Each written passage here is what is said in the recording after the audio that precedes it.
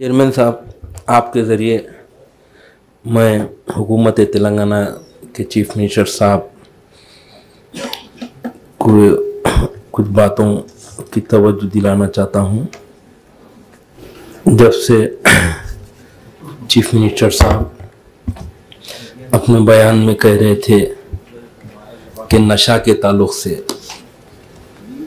कि ड्रग्स और गांजा और दूसरे कई किस्म के नशा के ताल्लुक़ से बता रहे थे कि इसके ऊपर सख्त से सख्त कानून लगाकर इसके ऊपर एक्शन लिया जाएगा। तो हम मजलिस इत्तेहादुल मुस्लिमीन की तरफ से चीफ मिनिस्टर साहब जो कदम उठाए हैं बहुत अच्छी बात है। इससे कई लोगों की जाना भी जा रहे हैं, इससे क्राइम बढ़ रहा है, इससे कई किस्म के गलत काम हो रहे हैं। तो हम भी चाह रहे हैं कि खाली ये बोलने से अच्छा अमल होना बहुत अच्छी बात है। और मैं और एक बात भी आपके ज़रिए से बताना चाहता हूँ। 94 में जब एन.टी. रामाराव साहब की हुकूमत आई थी, उस टाइम पर आंध्र प्रदेश में नशा के ऊपर बैन लगाए थे एन.टी. रामाराव साहब। उस टाइम पे भी हमारे पार्टी के फ्लोर लीडर जनाब नकीब मिल्लत बैरिस्टर असदुद्दीन ओवैसी साहब भी इसकी तायद करे थे।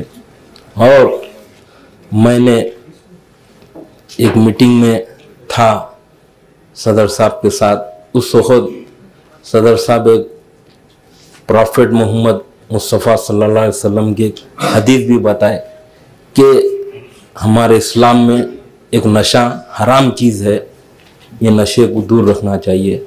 आपके जो इक़दाम आप उठाए हैं इसकी हम तहे दिल से आपका शुक्रिया भी अदा करते हैं। और इसके ऊपर आप जिस तरीके से पुलिस डिपार्टमेंट के जो लोग को इसके ऊपर आपको एक आईपीएस ऑफिसर का भी कुछ बता रहे थे, उनको भी इसके ऊपर मैं जिम्मेदारी दूंगा बोलकर बहुत अच्छी बात है साहब।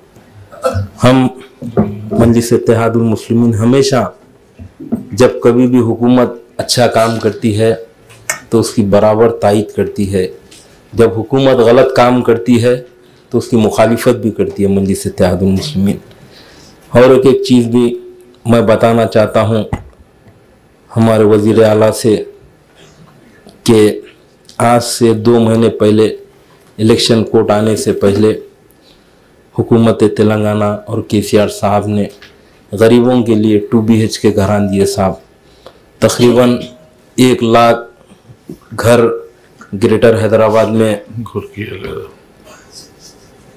देने का वादा करे थे। उसमें से 65,000 लोगों को घरों के पट्टे दिए। मगर मुझे अफसोस होता है कि केसीआर साहब ने एक अच्छे दिल से काम किए, मगर जो ग्रेटर हैदराबाद के ऑफिसर्स है वो लोग ने इस काम में लापरवाही करे और गरीबों के साथ गरीबों को जो हक केसीआर साहब दिए थे उसमें केसीआर साहब तो हक अदा कर दिए, मगर आज तक 65,000 जो घरान दिए, कई जगह तो करंट का प्रॉब्लम है बोल के वो लोग को चाबी दे दिए, घरों में नहीं उतरे। ड्रेनेज लाइन का प्रॉब्लम है। और बाद जगह तो रंगारेड्डी डिस्ट्रिक्ट हो या संगारेड्डी का एरिया हो या महबूबनगर डिस्ट्रिक्ट हो, घरों में वहाँ के लोग उतरने नहीं दे रहे। गए तो उन लोगों के ऊपर डरा रहे, धमका रहे। तो मैं जनाब चीफ मिनिस्टर साहब से गुजारिश करना चाहता हूँ कि गरीब लोगों को जो घर दिया गया है आप इसमें मदद करके वो लोगों को घर दिलाने से बहुत बेहतर रहेगा।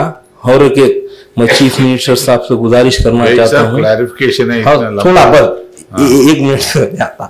गरीब लोगों का मसला है साहब, गरीबों के ऐसे बोल रहा हूं मैं, जो 35,000 घर बन के तैयार है 2 BHK, वो भी हुकूमत तेलंगाना रेवंत रेड्डी साहब चीफ मिनिस्टर साहब जल्द से जल्द देने से गरीबों को बहुत फायदा होगा। दूसरी चीज साहब, एक ही क्लैरिफिकेशन रहता आखिरी है साहब आखिरी है साहब, आखिरी मिनारिटीज का जो सब्सिडी नहीं होगा, ये 2 मिनट में मैं खत्म कर दे रहा हूँ, 2 मिनट में 2 मिनट नहीं 1 मिनट साहब चीफ मिनिस्टर साहब सुनना चाह रहे हैं मगर आप बोलना नहीं दे रहे हमारे को साहब कुछ भी नहीं। जो गरीब लोगों को मिनारिटीज के जो सब्सिडी का 1-1 लाख रुपए लोन दिए ना साहब, उसमें कई जनों को चेक बाउंस हो गए साहब। आपसे गुजारिश है वो गरीबों को, हमारे मिनारिटीज के भाया हैं, उन लोगों को आप दिला दिए तो मेहरबानी साहब। और एक बार आपको मैं बोलना चाह रहा हूँ साहब, नशा के ताल्लुक से आप बहुत बेहतरीन कदम उठा रहे हैं। मैं असेंबली में भी आपकी स्पीच सुना और यहाँ भी सुना, बेहतरीन है साहब। आप लोगों को कई लोगों की दुआ लगेंगी और क्राइम भी कम होगा, गुंडागर्दी भी कम होगी आप ये कदम उठाने से। शुक्रिया, खुदा हाफिज।